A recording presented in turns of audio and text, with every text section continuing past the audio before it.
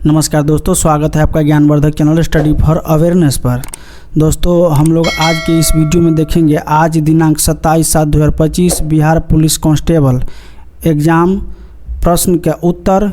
और ये सभी प्रश्न पटना ज़िला का है, यानी पटना ज़िला में जो एग्ज़ाम हुआ उसका प्रश्न है। तो जो भी विद्यार्थी पटना ज़िला में एग्ज़ाम दिए हैं वो अपना उत्तर मिलाएंगे और कमेंट में लिखेंगे भी कि क्या ये सही पटना ज़िला का ही प्रश्न है, ये ज़रूर लिखिएगा। और जिनका एग्ज़ाम आगामी होने वाला है वो तो ज़रूर देखिएगा, क्योंकि इससे आप लोग अपना आगे का जो रणनीति है वो बना पाइएगा कि किस तरह से एग्ज़ाम पूछे जाते हैं और किस तरह का आपका एग्ज़ाम होना चाहिए। तो चलिए देखते हैं प्रश्न नंबर 1 से। दोस्तों प्रश्न नंबर 1 है दोस्तों प्रश्न नंबर 1 है बुकर पुरस्कार 2024 किस कविता को मिला है। तो दोस्तों ये ऑर्बिट है, ध्यान रखिए दोस्तों, ये ऑर्बिट है और एक इंग्लैंड का लेखक था, उनको ऑर्बिट नामक बुक को ये मिला है। तो ध्यान रखिएगा दोस्तों, ऑर्बिट। जिन विद्यार्थी ने ऑर्बिट को टिक किया है उनका ये प्रश्न सही हो जाएगा। रामपुर जल विद्युत परियोजना बिहार में किस स्थान पर है। तो दोस्तों या तो बिहार नहीं रहा होगा या फिर बिहार है। तो इस प्रश्न का उत्तर मुझे मिला नहीं है, मैंने बड़ी रिसर्च किया है। ऐसे अगर रामपुर जल विद्युत परियोजना की बात की जाए तो बिहार हटा दिया जाए तो ये हिमाचल प्रदेश में है, लेकिन प्रश्न में था कि बिहार में कहाँ है, तो ये मुझे मिला नहीं है। आप लोग इसे एक बार देखिएगा कि कहाँ है। मैंने बड़ी प्रयास किया है लेकिन नहीं मिला है मुझे, तो मैं गलत प्रश्न का उत्तर नहीं देना चाहता हूँ, गलत उत्तर नहीं देना चाहता हूँ, इसलिए मैंने इसे आप लोग के हवाले छोड़ा है कि इसका उत्तर क्या होगा। आप लोग कमेंट में ज़रूर बताइएगा। भोसर महोत्सव किस स्थान पर मनाया जाता है। तो साथियों एक समुदाय द्वारा मनाया जाने वाला महोत्सव है और ये महाराष्ट्र में मनाया जाता है। तो जिन विद्यार्थी ने महाराष्ट्र को टिक लगाया उनका ये सही हो जाएगा। आओ बिहार योजना, एक प्रश्न पूछा था कि आओ बिहार योजना संबंधित है किस से। तो दोस्तों बिहार में औद्योगिक इकाई लगाने से संबंधित है आओ बिहार योजना। ध्यान रखिएगा दोस्तों, जिन्होंने इस पर टिक लगाया उनका ये सही हो जाएगा। हॉकी का मैप पूछा था, हॉकी मैदान की माप पूछा था। इस प्रश्न आप लोग कमेंट में जरूर लिखिएगा क्या ये सही प्रश्न है। हॉकी का मैदान की माप पूछा गया था। तो दोस्तों 100 × 60 गज इसका माप होता है। ध्यान रखिए दोस्तों, 100 × 60 गज होता है। वहीं आप लोग देखिए कि मीटर में था या फीट में था, लेकिन इसका जो ओरिजिनल उत्तर होता है यही होता है। मुझे लगता है कि ये था, तो आप लोग देख लीजिएगा। नोटबंदी 2016 के बाद प्रथम नोट कौन सा था। तो साथियों जहाँ तक मुझे आइडिया है इसका प्रथम नोट था 2000 का। हालांकि मैंने इसे ऑनलाइन भी सर्च करने का प्रयास किया है तो नहीं मिला है, लेकिन मैं अपना अनुभव से बता रहा हूँ कि इसका प्रथम नोट 2000 है। तो जिन विद्यार्थी ने इस पर टिक लगाया अगर विकल्प में था तो इनका ये सही हो जाएगा। वित्त आयोग का गठन कब हुआ है। दोस्तों प्रश्न पूछा गया था कि वित्त आयोग का गठन कब हुआ है। तो 1951 में हुआ था और इसके प्रथम अध्यक्ष थे केसी नियोगी। तो जिन्होंने इस पर टिक लगाया उनका ये सही हो जाएगा। ताप्ती नदी का उद्गम स्थल पूछा गया था।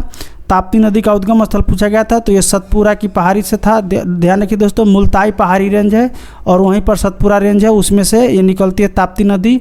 तो आप लोग ध्यान, जिन्होंने इस पर टिक लगाया उनका सही हो जाएगा।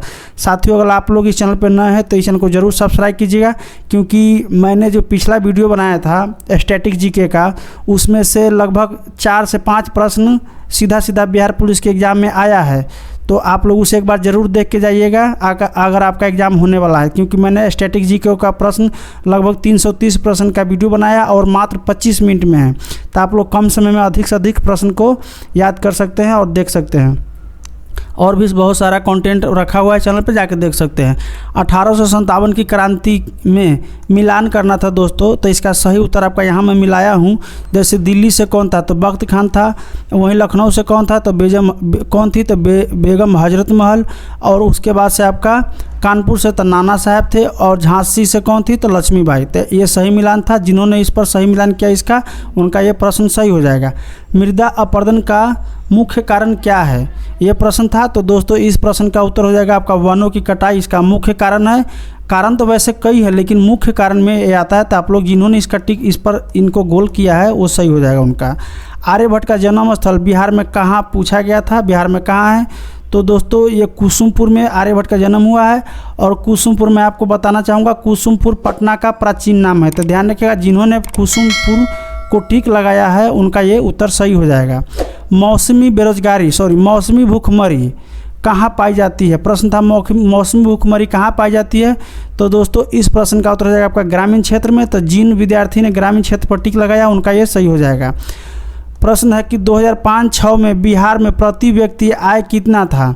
तो 7914 रुपये प्रति व्यक्ति था 2005-06 में प्रति व्यक्ति आए सालाना। तो दोस्तों जिन विद्यार्थी ने इस पर टिक लगाया, गोल किया है, ये सही हो जाएगा। तो आप लोग देख लीजिएगा, ये सही है। आप लोग को कमेंट में ज़रूर बताइएगा कि क्या ये सही प्रश्न है जो पटना जिला में पूछा गया है। 14 नंबर प्रश्न है दोस्तों, फर चित्रकला यानी फर पेंटिंग किस राज्य से संबंधित है? तो दोस्तों ये राजस्थान से संबंधित है। फर पेंटिंग राजस्थान से संबंधित है।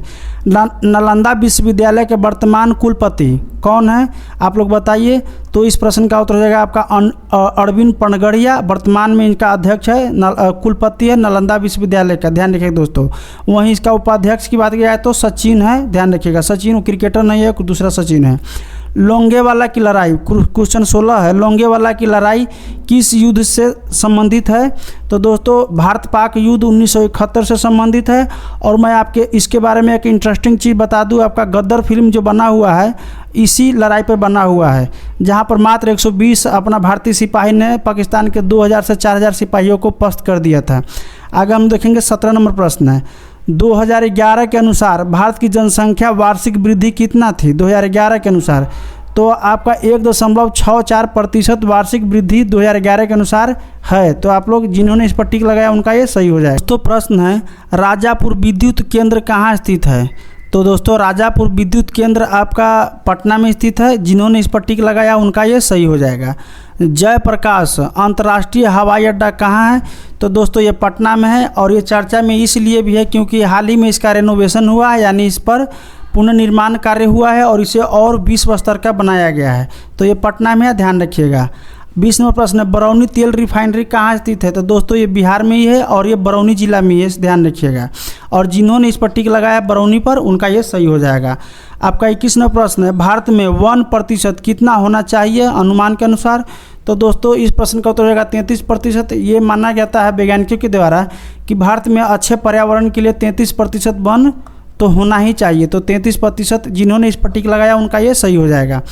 मन्नू को खेल रत्न मिला है, तो वो किस खेल से संबंधित है? मन्नू भाकर, यहाँ पर मन्नू से संबंधित है, मन्नू भाकर।